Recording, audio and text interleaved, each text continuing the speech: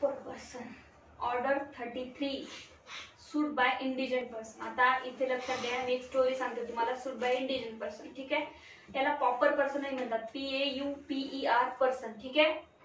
आता proper person हा काढून टाकून यांनी काय केलं, इंडिजंट तिथे शब्द टाकला. हा जुना प्रॉपर पर्सनच होता, PAUPER कुठेतरी असेल खाली अमेंडमेंट मध्ये.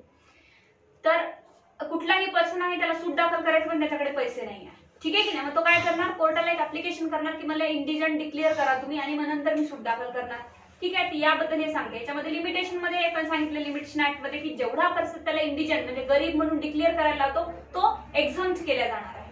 म्हणजे समजा जर त्याला 3 महिने पिरियड होता सूट दाखल करण्यासाठी, तर त्यांनी पहिले स्वतःला डिक्लेअर करायचं, सर माझ्याकडे पैसेच नाही कोर्ट फीस भरायला, काय मी तुम्हाला एक ऍप्लिकेशन देतो आधी, त्या ऍप्लिकेशन मध्ये तुम्ही मला काय करा, इंडिजंट डिक्लेअर करा, गरीब डिक्लेअर करा, मलाच तुम्ही वकील प्रोव्हाइड करा आणि तुमची माझी केस लढा, ठीक आहे की नाही. अशा प्रकारचं हे जे आहे ते इंडिजंट पर्सन प्रॉपर पर्सनचा सूट दाखल करण्याची प्रोसिजर आहे.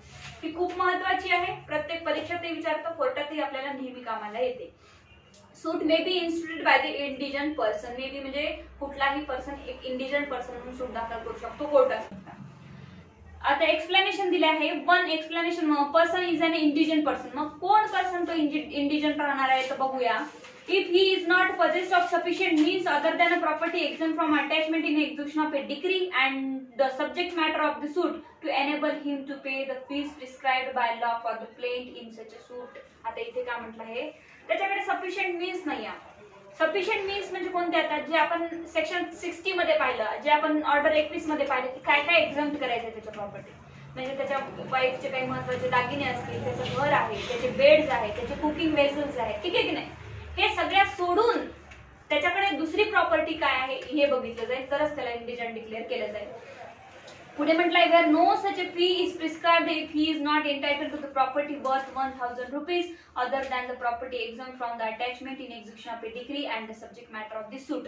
आता सेक्शन 60 मध्ये सांगितलं होतं की किती प्रॉपर्टी अटॅच करायची, किती प्रॉपर्टी नाही अटॅच करायची, काय काय सोडायचं, हे सगळं बाजूला ठेवून, म्हणजे त्याचे बेड, त्याच्या घरातलं जे काही साहित्य त्याला उदरनिर्वाहासाठी लागत असेल ते सोडल्यानंतर सगळं त्याच्याकडे जर 1000 रुपये शिल्लक राहत असेल तरच तो फक्त 1000 रुपये, तर 1000 रुपये उरत तरच तो काय हो इंडिजंट पर्सन आहे. त्याच्याकडे जर 10,000 रुपये उरत असेल हे सगळं पण तो गरीब पर्सन नाही, ठीक आहे की नाही. मला भरपूर वेळा आपलं कन्फ्युजन होते, ऐकले असेल कधी तुम्ही 1000 रुपये आहे त्याच्या माणसाकडे, 1000च्या वर असले की तो इंडिजंट पर्सन आहे, पण नाही. त्याच्या महत्वाच्या काही गोष्टी सोडून एक्स्ट्रा खिशात 1000 रुपये उरले असेल तर तो इंडिजंट पर्सन आहे, 1000च्या वर उरले असेल तो इंडिजंट पर्सन नाही. पण सेक्शन 60 ला लक्षात घेऊन आणि काय डिक्रीची आणि एक्झिक्युशनची प्रोसिजर लक्षात घेऊन, ठीक आहे. एक्सप्लेनेशन 2 मध्ये म्हटलंय, समजलं नाही, any property which is acquired by a person after the presentation of his application for the permission to sue as an indigent person and before the decision of application shall be taken into account in the consideration the question whether or not the applicant is an indigent person. इथे काय म्हटलं आहे, समजा त्यांनी application करून टाकलं इंडिजंट पर्सनचं, ठीक आहे की नाही. त्याच्यानंतर जर त्यांनी काही प्रॉपर्टी अक्वायर वगैरे केली तर त्याला इंडिजंट पर्सन मानण्यात येणार नाही. ज्या दिवशी अक्वायर करेल प्रॉपर्टी, ज्या दिवशी त्याच्याकडे पैसा येईल त्या दिवशी हे विथड्रॉ होऊन जाईल त्याचं इंडिजंटचं ऍप्लिकेशन. एक्सप्लेनेशन 3 मध्ये म्हटलं आहे, the plaintiff sues in the representative capacity. The question whether he is an indigent person shall be determined with reference to the means possessed by him in such capacity. बघा इथे काय म्हटलं, कोणाला तर represent करतो आहे, ठीक आहे. रिप्रेझेंटेटिव्ह सूट पाहिला आपण, मालवीच्या बिहाफवर मी सूट दाखल करते तर मलाही हीच प्रोसिजर लागू होणार आहे की मी ऍज अ रिप्रेझेंटेटिव्ह माझी कॅपॅसिटी आहे का कोर्ट फीस द्यायची. जर माझी असेल कॅपॅसिटी तर मी इंडिजंट पर्सन नाही आहे, आणि नसेल तर इंडिजंट पर्सन आहे. 1A inquiry into the means of an indigent person. हे पण येते का म्हणजे गार्डियन, सगळेच येतात, रिप्रेझेंटेटिव्ह मीन्स सगळेच येतात इथे, ठीक आहे की नाही. गार्जियन वगैरे सगळेच येतात. Inquiry into the means of an indigent person. मग आता इथे बघितलं जाईल की जे काही इथे काय आहे, inquiry into the indigent person means बघितलं जाईल की खरंच हा इंडिजंट पर्सन आहे का नाही का, मग हे सगळं बघितलं जाईल की प्रॉपर्टी याला आवश्यक किती आहे, एवढे पैसे सोडून याच्याकडे उरत आहेत का 10-12 हजार, तर तो इंडिजंट पर्सन नाही आहे. Every inquiry into the question whether or not a person in the indigent person shall be made in the first instance by the chief minister officer of the court. Chief minister officer court हा inquiry करणार आहे unless the court otherwise direct, and the court may adopt the report of such officer as its own finding or may itself make an inquiry into the question. भरपूर वेळा काय होतं, हे chief ऑफिसरला कोर्टाच्या इन्क्वायरी करायला दिले जाते, त्याचे रिपोर्ट कोर्ट ऍक्वायर करतात. कोर्टाला ऍक्वायर केल्यानंतरही वाटले की अजून इन्क्वायरी करायची तर कोर्ट स्वतःहून त्याच्यावर इन्क्वायरी करू शकतो. 2 मध्ये आहे कंटेंट ऑफ ऍप्लिकेशन. आता कंटेंट ऑफ ऍप्लिकेशन, मला इंडिजिनंट पर्सन म्हणून घोषित करा, याचं मला मी ऍप्लिकेशन देते, त्या ऍप्लिकेशन मध्ये काय काय कंटेंट असले पाहिजे. Every application for the permission to sue as an indigent person, हे बघा ही प्रोसिजर आहे ना सूट दाखल करायच्या आधीची आहे. कळलं का तुम्हाला? मला पार्टिशनचा सूट दाखल करायचा, पण माझ्याकडे आता 1 पण रुपया नाहीये. मी काय करावं, तर कोर्टाला जस्ट एक ऍप्लिकेशन करावं छोटंसं आणि सांगावं त्याच्यात की मला सर इंडिजिनंट पर्सन म्हणून डिक्लेअर करा, कारण मला तो सूट दुसरा दाखल करायचा आहे. मग जेव्हा ते सूट कंटिन्यू होईल माझा, तेव्हापासून मला 1 रुपयाही लागणार नाही. ठीक आहे. तर इथे म्हटलं every application for the permission to sue as an indigent person shall contain the particular required in regard to the plaint in suit. जे प्लेंट मध्ये रिक्वायर्ड आहे ना, जे कंटेंट तेच इथेही रिक्वायर्ड आहे. A schedule of any movable or immovable property belonging to the applicant with the estimate value thereof shall be annexed thereto and it shall be signed and verified in the manner prescribed from the signing and verification of the pleading. इथे म्हटलं आहे, उदाहरणार्थ सांगतो तुम्हाला, भावाभावाची भांडण आहे, एका भावाने सगळी प्रॉपर्टी हडपली आहे, दुसऱ्या भावाकडे काहीच नाही, दुसऱ्या भावाकडे आता सूट दाखल करायलाही पैसे नाही आहेत. मग हा काय करेल, एक ऍप्लिकेशन देईल कोर्टाला, पहिले त्या सूट प्लेंट सोबत देईल किंवा आधी देईल आणि म्हणेल की मी सर इंडिजिनंट पर्सन आहे, माझी ही मूवेबल आणि इमूवेबल प्रॉपर्टीचा वाद आहे जी मला ऍक्वायर करायची आहे दुसऱ्याकडनं, पण आता सूट दाखल करण्यासाठी माझ्याकडे कुठलेही पैसे नाही आहे, मला इंडिजिनंट म्हणून डिक्लेअर करा. मग प्लीडिंग मध्ये जशी व्हेरिफिकेशन करतो ना आपण की मी जे बोलतोय ते सत्य बोलतोय, हे त्याला व्हेरिफिकेशन या ऍप्लिकेशन मध्येही करावी लागणार आहे आणि साइन करावं लागणार आहे. Presentation of the application rule 3. आता ऍप्लिकेशन प्रेझेंट कसं होणार, notwithstanding anything contained in this rule, the application shall be presented to the court by the applicant in person unless he is exempted from appearing in a court, in which case the application may be presented by authorized agent who can answer all material questions relating to the application and who may be examined in the same manner as the party represented by him might have been examined had such a party attended in person. आता directly presentation claim तुम्ही in पर्सनही जाऊन करू शकता किंवा तुमचा कुठला agent असेल, वकील असेल, तेही जाऊन करू शकता. ठीक आहे. Provided that where there are more plaintiff than one, it shall be sufficient if the application is presented by one of the plaintiff. मग आता 1-2 प्लेंटिफ आहेत, सगळेच इंडिजिनंट आहेत, ते एकही जाऊन तिथे डायरेक्टली ऍप्लिकेशन देऊ शकता आणि प्रेझेंट करू शकता. एक्झामिनेशन ऑफ द ऍप्लिकंट, तुम्ही गेल्यानंतर तुमचं एक्झामिनेशन होणार आहे की तुम्ही जे बोलतात ते खरं आहे की नाही. कोर्ट तुम्हाला उभं करेल आणि काही प्रश्न विचारतील. Where the application is in proper form and duly presented, पण कधी जर प्रॉपर फॉर्म आणि ड्युली प्रेझेंट केला असेल तुम्ही, the court may think fit examine the applicant or his agent when the applicant is allowed to appear by agent regarding the merits of the case, claim and the property of the applicant. आता इथे काय होईल, तुम्हाला एक्झामाइन केलं जाईल, regarding agent असेल तर तुम्हाला त्याच्याबद्दल विचारलं जाईल आणि मेरिट्स ऑफ द क्लेम, काय तुमच्या क्लेम मेरिट्स आहेत क्लेमचे, प्रॉपर्टीचे, सगळ्या गोष्टी तुम्हाला एक्झामाइन केल्या जातील. If presented by agent, court may order applicant to be examined by commission. बघा आता इथं जर प्रेझेंटेड बाय तुम्ही एजंट करत असाल तर तिथे कमिशन सुद्धा अपॉइंट करून तुमचे एक्झामिनेशन होऊ शकते. हे सोपं आहे, वाचून घ्या. रिजेक्शन ऑफ ऍप्लिकेशन 5 मध्ये rejection of application. The court shall reject an application for the permission to sue as an indigent person. Court indigent person चा application reject करू शकतं की तुम्ही indigent person नाही आहे आणि आम्ही तुम्हाला हा राईट देणार नाही म्हणून. कधी करू शकतं, where it is not framed and presented in the manner prescribed by rule 2 and 3. जर तुम्ही रूल 2 आणि 3 च्या फॉर्मॅट मध्ये आणि त्या प्रकारे तुम्ही जर ऍप्लिकेशन बनवलं नसेल तर कोर्ट तुमचं ऍप्लिकेशन रिजेक्ट करणार आहे की तुम्ही इंडिजिनंट पर्सन साठी दाखल करू शकत नाही. Where the applicant is not an indigent person, कोर्टाला कळलं इन्क्वायरी मध्ये की तुम्ही इंडिजिनंट नाही आहे, तुमच्याकडे ऑलरेडी खूप प्रॉपर्टी आहे, कार घेऊन तुम्ही कुठे कोर्टामध्ये येता आणि म्हणता मला गरीब डिक्लेअर करा, होईल का? हे नाही होणार. सो इथेही कोर्ट रिजेक्ट करणार आहे application. Where he has within 2 months next before the presentation of application.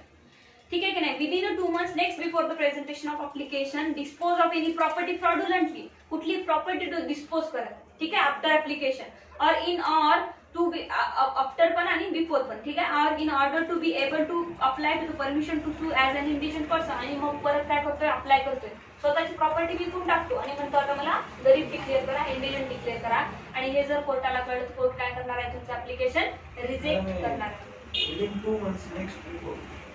Within 2 months next before the presentation of, म्हणजे आज तुम्हाला प्रेझेंटेशन दाखल करायचं, 2 महिन्याआधी मी माझी पूर्ण प्रॉपर्टी विकून टाकली आहे, कळलं का? आणि आज मग कळेलच ना कोर्टाला, ऑफकोर्स कळेल, कारण डिफेंडंट सगळी माहिती देतच आहे तुम्हाला. माझा मी जर आधी 2 महिने सूट दाखल करायच्या आधी जर मी 2 महिने प्रॉपर्टी सगळी विकून टाकली तर या प्रकारात काय होईल, कोर्ट मला ऍप्लिकेशन रिजेक्ट करेल आणि सांगेल की तुम्ही मुद्दाम ही प्रॉपर्टी विकली. डायव्होर्स मॅटर मध्ये असतं, एकदा जर नवरा बायकोची भांडण सुरू झाली आणि after notice of the advocate नवऱ्याने कुठलीही प्रॉपर्टी विकली तर ती वापस येते बायकोला. ठीक आहे. Provided that no application shall be rejected if even after the value of the property disposed by the applicant is taken into account, the applicant would be entitled to sue as an indigent person. आता इथे काय म्हटलं आहे, इथे प्रोव्हाइडो दिला आहे वरच्या C ला. ठीक आहे. हे सी जे होतं ना की तुम्ही 2 महिने आधी प्रॉपर्टी विकली तर रिजेक्ट करेल, पण इथे म्हणत आहे provided that no application shall be rejected. Application reject होणार नाही even after the value of the property dispose of an applicant is taken into account.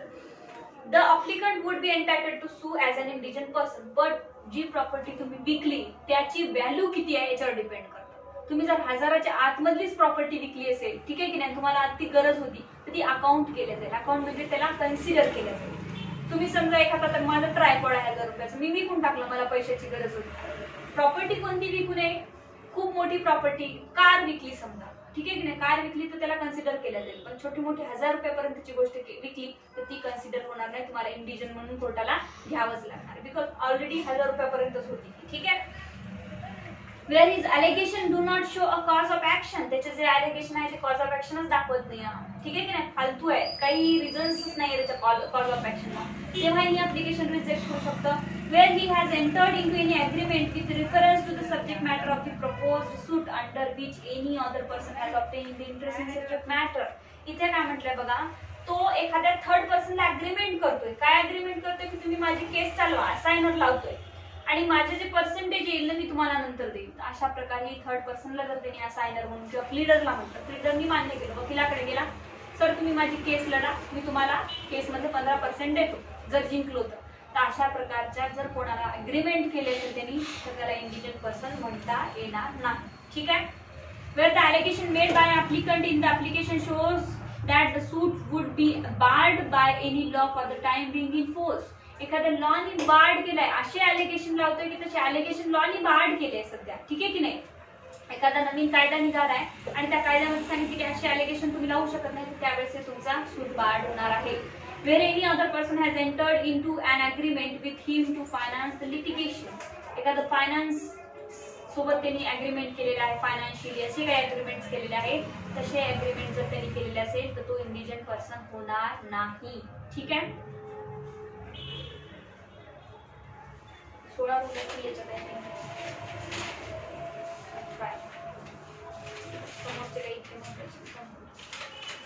Notice of a day for receiving evidence of applicant's indigency. आता समजा जर त्याची इंडिजन्सी prove करायची आहे कोर्टामध्ये तर तो एकटाच प्रूव्ह नाही करणार ना, बाकीचे पण येईल, डिपेंडंट पण येईल. डिपेंडंटली काही ऑब्जेक्शन घेईल तर त्यांना 10 दिवस आधी नोटीस तुम्हाला द्यावी लागणार आहे.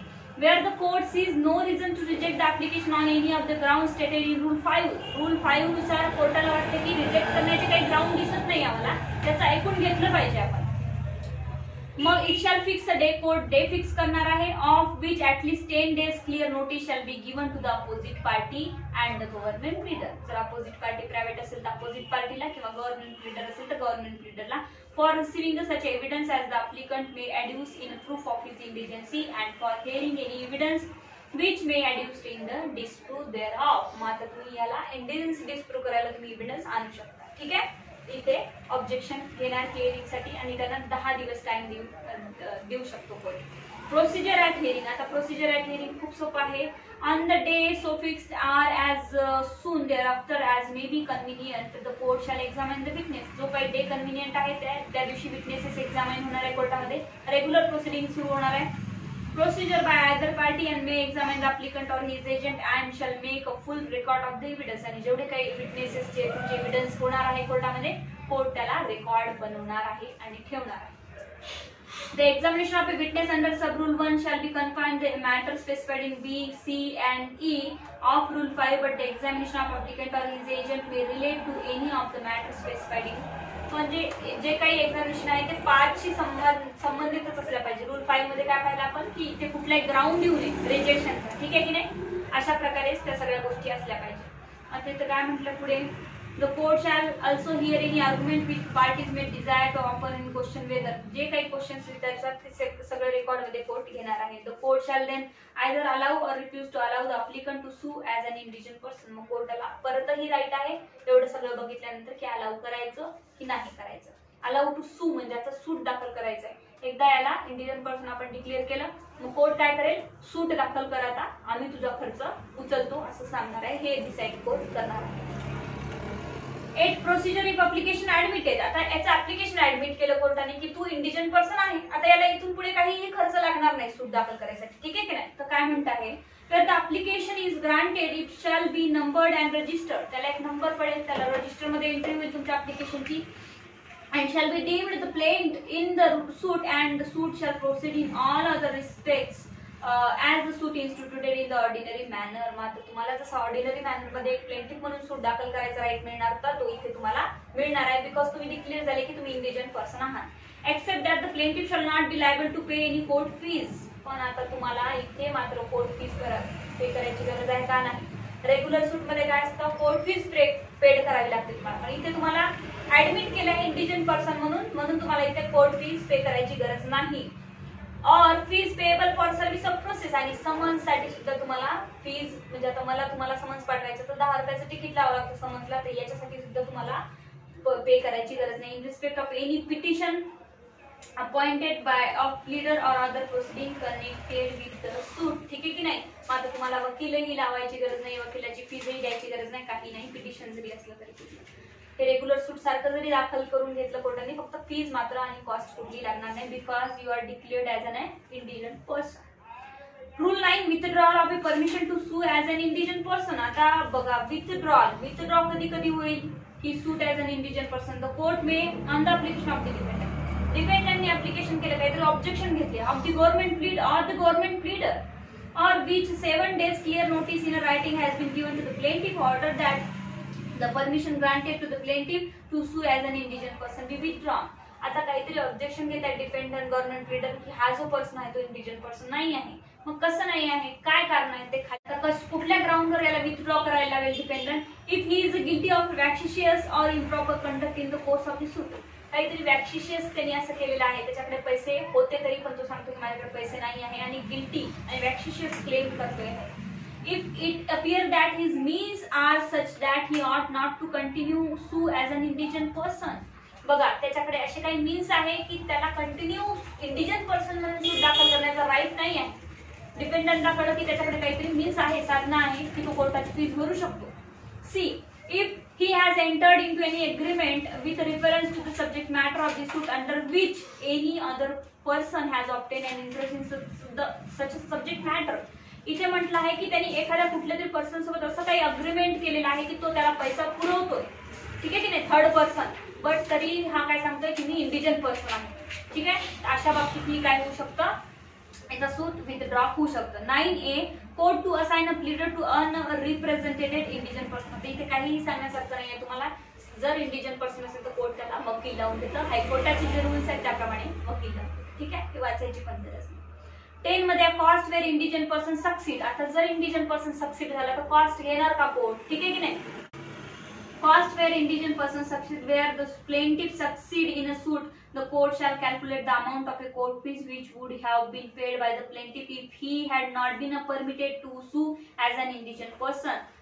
Such amount shall be recoverable by the state government from any party ordered by the decree to pay the same and shall be a first charge on subject matter. इथे काय म्हटलंय बघा, सक्सीड झाल्यानंतरही त्याच्या प्रॉपर्टी मधून किंवा कुठल्या याच्यातून असं होऊ शकतं प्रत्येक वेळेस प्रॉपर्टीच मॅटर राहत नाही. मग इंडिव्हिज्युअल पर्सन जर त्याचं डिफॉर्मेशनचा मॅटर असेल तो सक्सीड झाला. सक्सीड झाल्यानंतर म्हणताय कोर्ट सीपीसी मध्ये सांगितलंय की जो रेग्युलर प्लेंटिफ होता, इंडिव्हिज्युअल नाही रेग्युलर प्लेंटिफ होता, त्याच्याकडनं जेवढी फीस घ्यायची होती आम्ही तेवढीच घेणार, पण कुणाकडून घेणार, स्टेट गव्हर्नमेंट कडून. कळलं. एका डिफॉर्मेशनचा एखाद्या पर्सननी एक दावा टाकला आहे, त्या दाव्यामध्ये त्याला 50,000 रुपये कोर्ट फीस लागते. एक अंदाज धरूया 50,000 रुपये. प्लेंटिफ आहे तो नॉर्मल प्लेंटिफ आहे, इंडिव्हिज्युअल पर्सन नाही आहे. ठीक आहे, पण तो 50,000 रुपये कोर्टामध्ये भरणार होता. पण आता हा इंडिव्हिज्युअल पर्सन म्हणून जातोय, तर इथे म्हटलंय, इथे थोडं कन्फ्युज केलंय, खूप सोपं आहे. इथे सांगतात की जो कोणी नॉर्मल प्लेंटिफ जेव्हा एखादा दावा घेऊन जातो त्याला जेवढा खर्च येतो तो तेवढाच खर्च आम्ही कोणाकडून स्टेट गव्हर्नमेंट कडून वसूल करणार.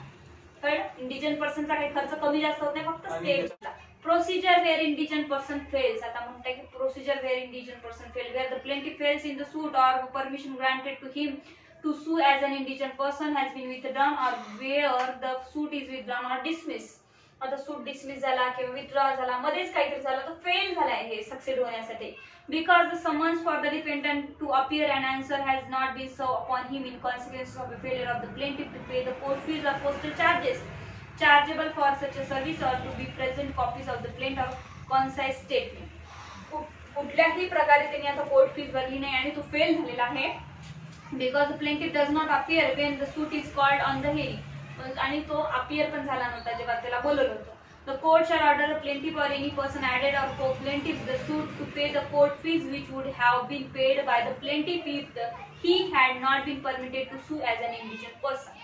आता बघा इथे म्हटलं आहे जर तो वॅक्शिसेसली स्वतःहून फेल करत असेल सगळ्या गोष्टी तर त्याच्यावर लावल्या जाईल. ठीक आहे ना, जी काही प्रॉपर्टी आहे त्याची, आणि तो जर इंडिव्हिज्युअल पर्सन स्वतः नसेल तर त्याच्याकडून घेतले जाईल जर वॅक्शिशस करत असेल तर. पण तो जर इंडिव्हिज्युअल पर्सन असेल तर याच्यावर काही उपाय नसतो. ठीक आहे, मग त्यांनी जर कोर्टाचं कंप्लेंट कोर्ट वगैरे केलं तर कंटेम्प्ट ऑफ कोर्ट वगैरे केलं तर त्याला पनिशमेंट वगैरे होऊ शकते वॅक्शिशससाठी. पण त्याच्याकडे ऑलरेडी प्रॉपर्टी नसेल तर काहीच होणार नाही. अगेन्स्ट जरी दावा लागला तरी सरकारलाच पैसे भरावे लागणार आहे. 11A प्रोसिजर वेअर अन इंडिजिन पर्सन सूट अबेट्स. आता सूट अबेट झाला, आपण अबेटमेंट ऑफ ए सूट पण पाहिलं, खतम होणे सूट. ठीक आहे की नाही, मधातच काहीतरी प्रॉब्लेम आले, सूट खतम झाला.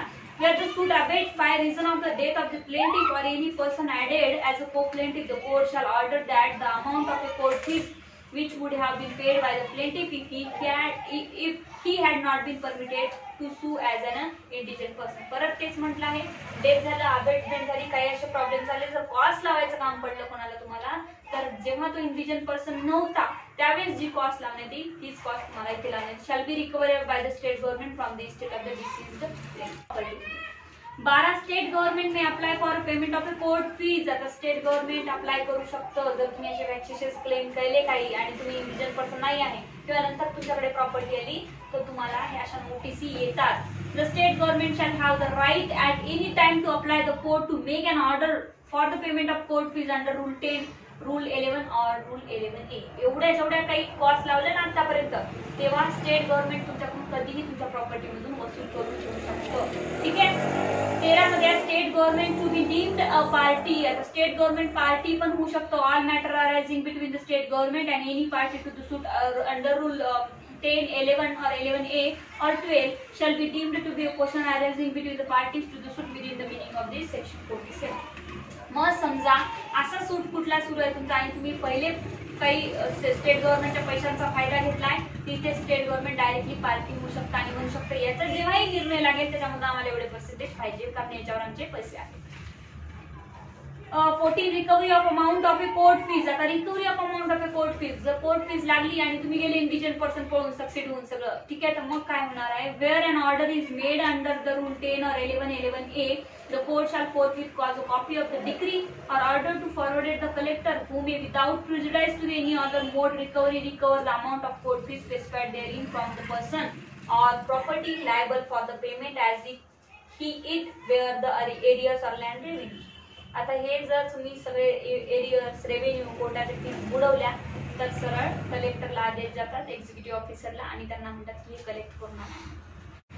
15 refusal to allow applicant to sue as an indigent person to bar subsequent application of like nature. आता इथे काय म्हटलंय, जर तुमचं ऍप्लिकेशन इंडिजिन पर्सनचं रिफ्यूज केलं, तुम्ही ऍप्लिकेशन कशासाठी टाकलं होतं पर्टिक्युलरली की मी इंडिजिन पर्सन आहे की नाही याच्यासाठी टाकलं होतं, मग कोर्टाने रिफ्यूज केलं अंडर रूल 5 मध्ये, तर तुम्ही एक साधारण प्लेंटिफ म्हणून सूट दाखल करू शकता की नाही हे म्हणताय तिथे.